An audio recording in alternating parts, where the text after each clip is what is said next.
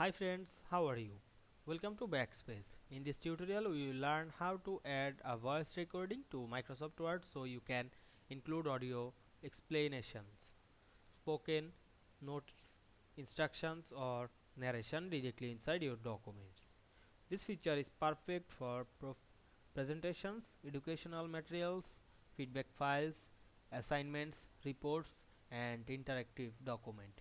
Many users don't know that Word allows to you embed audio files or record voice notes, making documents more engaging,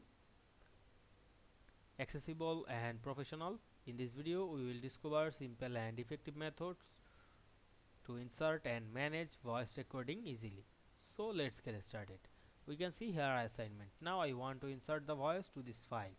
Now I click the cursor on this page, go to the insert menu, click the object option.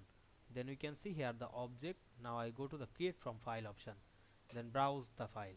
Now I find the audio file on my desktop. Here we can see this is a mp3 file. Now I click insert. You can change the icon, otherwise you can link to the file.